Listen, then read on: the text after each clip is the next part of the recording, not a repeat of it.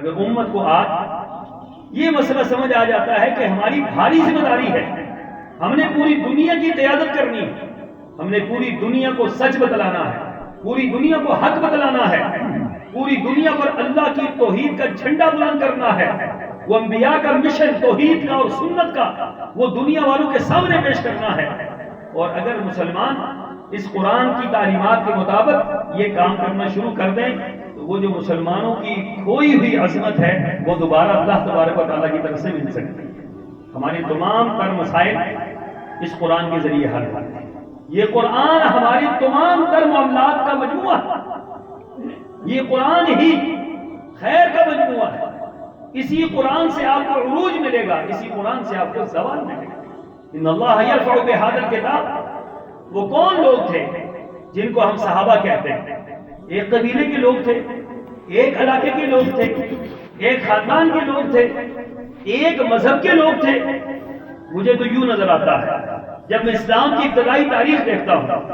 تو مجھے یوں نظر آتا ہے کہ حضرت بلال حبشہ کے رہنے والے یہ رسول اللہ کے قدموں میں، حضرت صہیب روم کے رہنے والے رسول اللہ کے قدموں میں،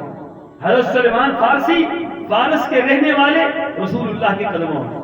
حضرت وائل بن حجر یمن کے رہنے والے رسول اللہ کے قدموں میں، حضرت سمامہ بن اساد یہ بڑے بادشاہ، یمامہ کے بادشاہ، یمامہ کے رئیس، یمامہ کے سب سے بڑے تاجر، یہ رسول اللہ کے قدموں میں۔ یہ مختلف الخیال لوگ، حضرت سلیمان فارسی یہ یہودی بھی رہے،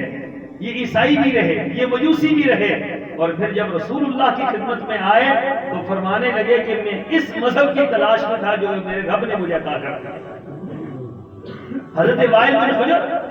یہ ایک بڑے انسان تھے، وہ بادشاہ تھے، یمن سے ان کا تعلق تھا، رسول اللہ کی خدمت میں آئے، عیسائیت سے تعلق تھا، اللہ کے رسول صلی اللہ علیہ وسلم کی خدمت میں آئے، آپ کی دعوت کو دیکھا، اسلام کو قبول کر لیا۔ حضرت بلال حبشہ سے تھے، غلام تھے،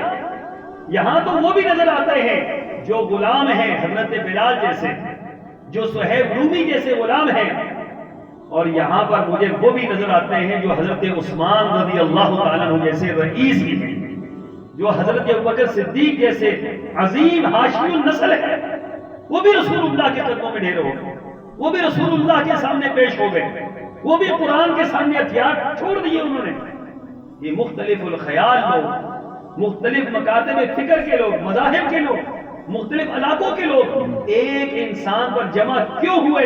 اس لیے جمع ہوئے کہ اس کے پاس ایسا کلام تھا کہ روئی زمین میں ایسا کلام نہ اس سے پہلے کوئی دیکھ سکا ہے نہ اس کے بعد کوئی دیکھ سکا۔